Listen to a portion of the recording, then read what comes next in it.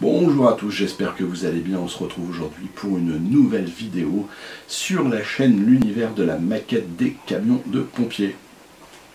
Donc vidéo qui va être consacrée à la dernière phase du véhicule du GRIMP. Donc je vous rappelle un kit MVI, de mémoire c'était le K218, donc sur l'Iveco Eurocargo 100E18, équipé pour le GRIMP 76.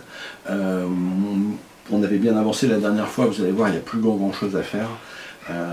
Donc quelques collages par-ci par-là, peut-être voir un petit peu pour les décalques, mais voir un petit peu où voilà, il n'y a plus grand chose à mettre, vous allez voir sur la vidéo. Donc vidéo, je pense, un petit peu courte, mais ça va dans mon objectif de réaliser des vidéos assez minimes, de manière à ce que vous puissiez la visionner jusqu'au bout. Donc, comme dans son habitude, vous connaissez un petit peu le rythme, on se retrouve sur la planche de travail et je vous dis à tout de suite. Alors, ce que nous allons faire, on va venir un petit peu finir un petit peu je dirais de rendre un petit peu de brillant sur le modèle par lui-même. On voit, alors peut-être qu'on verra peut-être un petit peu plus ici, je dirais, je éclaire un petit peu plus, on voit que, voilà, c'est assez granuleux, d'accord, il n'y a pas un éclat qui est top. Donc ce qu'on va utiliser, moi ce que j'utilise, c'est le Kumpoud de chez Tamiya. Donc on a trois versions, on a le corset, on a le fin et le finish. Et donc l'objectif étant de passer du corset au finish, et on va venir lisser au maximum un petit peu tout ça, d'accord. Donc ça va avoir pour effet, je dirais, de rendre un brillant éclatant, ce qu'on va retrouver aussi, qu'il n'y ait pas de différence au niveau du quand on va passer la main, on va pas voir les décalques qui sont dessus, parce qu'avec la couche de vernis ça va venir un petit peu le lisser. Alors vous avez aussi la possibilité, moi je le fais comme ça, mais vous avez aussi la possibilité de le faire avec une petite brosse, de venir le faire. C'est beaucoup plus rapide, mais je n'en ai pas, voilà, je ne l'ai pas encore trouvé, donc je vais trouver ça. Il faut que je le commande, il y en a un petit peu partout, il faut que je le commande pour mettre sur ma Dremel, et de manière à pouvoir que ça soit beaucoup plus rapide. Vous avez une vidéo, c'est Vincent de la passion de la maquette, qui a fait dernièrement une carrosserie avec ça, et tout de suite vous voyez la différence. C'est tellement une vitesse de rotation énorme, que vous voyez la différence très rapidement. Donc là, ici, un petit peu d'huile de coude, et voilà. Donc ne pas hésiter à appuyer un petit peu, mais pas trop non plus, parce qu'il ne faut pas passer à travers le vernis. Déjà, rien que là, on voit qu'il y a déjà une différence. D'accord. Donc là, ce que je vais faire, c'est que je vais passer ce Kumpoud, je dirais, sur l'ensemble des parties, et puis on se retrouve tout de suite après pour passer, je dirais, le fin et ensuite l'autre, histoire de dire que ça soit beaucoup plus lisse. Voilà, donc je vous dis à tout de suite. Alors, ce que je vais faire, pour vous faire voir un petit peu la différence qu'il peut y avoir, parce que là j'ai passé une première couche, je dirais, de Kumpoud, mais c'est vrai qu'on voit pas la différence, dans la mesure où je l'ai fait sur toute la partie. Alors c'est vrai, quand on a l'habitude, on voit quand même qu'il y a une différence assez notable, mais ce que je vais faire, c'est là-dessus, je vais passer une couche, alors je vais le faire de ce côté-là, c'est plat, je vais passer un petit peu le Kumpoud, et puis on va pouvoir voir la différence entre les deux, d'accord. Ça va vous donner un petit peu une différence, parce que c'est vrai que quand on le passe comme ça, au fur et à mesure, on voit que c'est un petit peu plus lisse, mais on a du mal un petit peu à se rendre compte. Donc ce que je vais faire, c'est que je vais passer dans un premier temps le corset, le fin.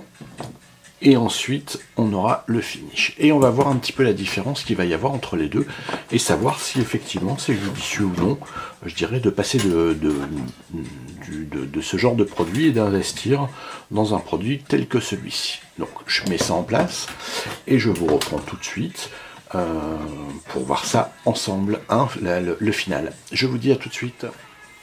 Donc, à l'origine, nous avons ça, d'accord ? Donc, on a cette version hein, qui a été après je dirais le vernis. Donc, pour rappel, j'ai passé du compound corsé. J'ai ici du fin, hein, du compound fin. Nous avons du compound finish, hein, d'accord, c'est les trois hein, qui sont sur la gamme. Et j'ai fini avec un polissage de chez Tamiya, un polissage de finition, donc avec la petite lingette qui est fournie avec, très très fin. Voilà, et on va voir un petit peu le résultat final et voir si franchement ça vaut le coup ou pas, sachant que j'ai passé à peu près, on va dire, allez, 5 minutes pour passer les deux. Voilà. Vous avez ici les deux. Donc, selon vous, est-ce qu'il est nécessaire de passer du polish de finition, sachant que je l'ai fait à la main. J'ai pas de comment dire de polisheuse et que à la polisheuse, et ben on aurait encore je dirais un résultat encore beaucoup plus fin. Donc je vous laisse voir si effectivement cela vaut le coup ou non. Pour moi, eh ben, j'ai déjà ma réponse. Donc je finis un petit peu ma calandre, d'accord, qui est ici, pour avoir ce résultat. Et puis je vous dis à très bientôt. Ciao, ciao. Et donc voilà le véhicule maintenant terminé. Je clôture la série sur là-dessus. Il me reste vraiment 2-3 petites bricoles, mais que je pouvais pas faire tout de suite parce que la colle était encore un petit peu, peut-être un petit peu fraîche. J'attends un tout petit peu pour pouvoir l'effectuer. Donc des petits raccords de peinture. Alors il y a des petits raccords, je vais vous le faire voir, et puis aussi un petit peu de nettoyage. Par exemple, si vous voyez sur les parties vitrées, on a un petit peu de traces de colle. C'est de la colle blanche, il faut que j'y aille, mais vraiment tout doucement, parce que voilà, j'ai pas envie qu'une vitre parte à l'intérieur, même si la cellule ici à l'avant n'est pas collée, justement pour pouvoir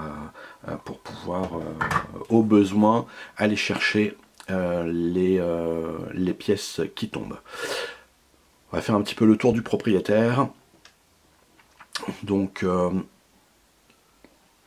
voilà un kit assez simple à monter, même si voilà, la plus grosse des difficultés que j'ai eues, c'est pour le châssis. Voilà, on a des pièces, on ne sait pas trop où ça allait.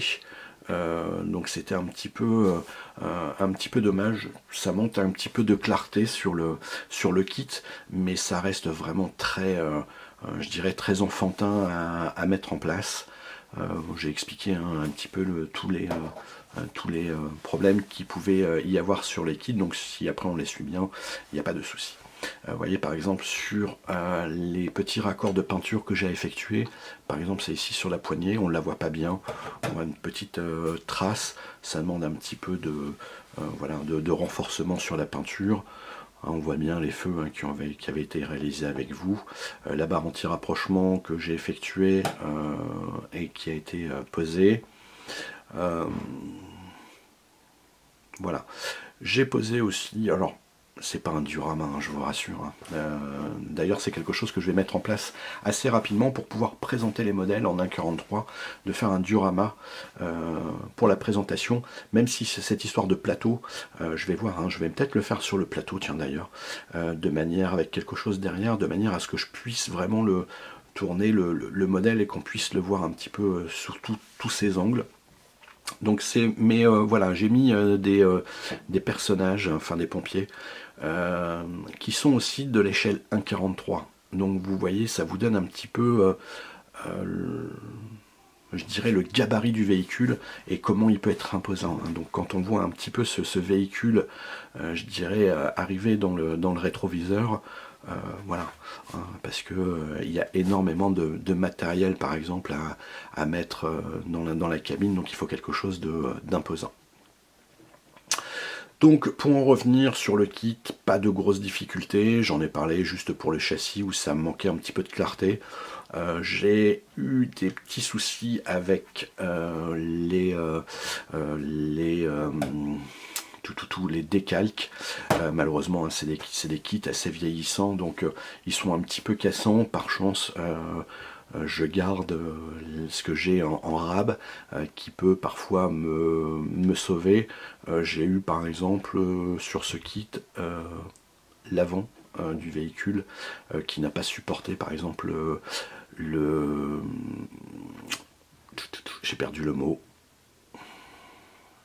pas la cire mais ah bah mince alors, ça va me revenir.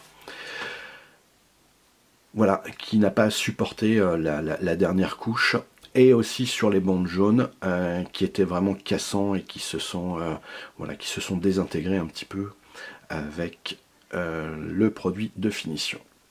Voilà, et voilà, c'est la fin de la vidéo. Donc le mot que je cherchais, c'était le vernis. J'ai eu beaucoup de mal à trouver ce qu'il en était. Vous avez pu voir sur la vidéo, il y a des petites choses qui auraient pu être améliorées. Amélioration à apporter sur la peinture. Alors pas sur la peinture, même si effectivement je pense que je peux aussi en beaucoup m'améliorer hein, sur la peinture par elle-même, mais c'est sur un petit peu les finitions. J'ai sur le contour des carreaux, vous avez dû le voir, j'ai sur le contour des carreaux quelque chose qui n'est pas net, qui est pas fin. Donc je l'ai fait avec de la peinture énamel. Je pense que ma peinture énamel est trop vieille et qu'il y a des petites parties qui viennent se mettre dessus. Donc de faire attention, malheureusement il est trop tard, je m'en suis aperçu limite sur le montage, parce que à l'œil comme ça on ne le voit pas. J'ai beau regarder, on ne voit pas de défaut sur le contour. Il faut vraiment que ça soit quelque chose de fait de près.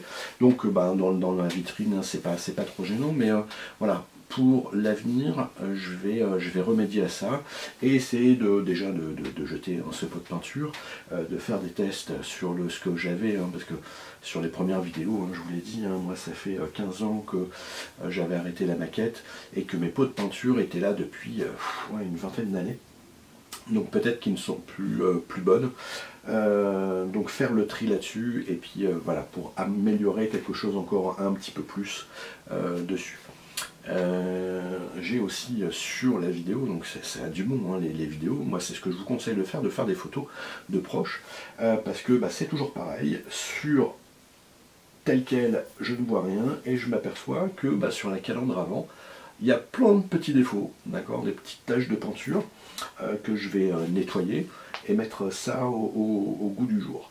Donc si je peux me permettre un petit conseil, parce que moi je viens de le voir, faites des photos assez proches de vos kits, et puis de voir peut-être avant de le finir, hein, voir s'il n'y a pas des petits défauts que vous ne voyez pas forcément à l'œil nu, mais qui pourraient être si vous êtes un petit peu je dirais, vous aimez bien le travail bien terminé, pouvoir faire de l'amélioration dessus. Donc moi c'est par exemple quelque chose que je vais mettre en place pour les prochains kits, de prendre des photos puis voir un petit peu en grossissant, voir un petit peu ce que ça va donner. Voilà. La vidéo s'achève hein, sur le véhicule du grip. J'ai pris un énorme plaisir à la faire avec vous. Même si c'est pas toujours évident, je dirais être concentré sur la maquette, parler, regarder un petit peu le retour pour voir un petit peu ce que ça donne, c'est vraiment pas évident. C'est un exercice qui est pas facile, mais je prends vraiment du plaisir à pouvoir vous le faire. Et puis dans la mesure où il n'y a pas beaucoup de toute façon de chaînes qui traînent de la résine, ça vous donne un petit contenu supplémentaire. Voilà. Je vous invite à mettre des petits pouces, ça coûte rien à le faire, mais moi ça me permet d'avoir un meilleur référencement et puis de savoir aussi si vous avez apprécié ou non hein, le travail que j'ai réalisé pour moi, d'accord, dans un premier temps, mais aussi pour vous. N'hésitez pas hein, à vous abonner, n'hésitez pas à parler de la chaîne, ça me fera toujours plaisir. Sur ce, je finalise dessus. Je vous dis bye bye. Je vous invite à faire très attention à vous, à vos proches. Voilà, la recommandation qui est importante, c'est un masque. Lavez-vous les mains le plus souvent possible parce qu'il faut vraiment éradiquer cette saloperie qui nous pollue, je dirais, qui pollue l'univers, hein, qui pollue voilà, le monde entier, mais qui met bien à mal notre santé. Donc il y va de notre bonne santé à tous, à vos proches. Voilà, je vais finir là-dessus. Je vous dis à très bientôt. Merci à vous et à très vite. Bye bye.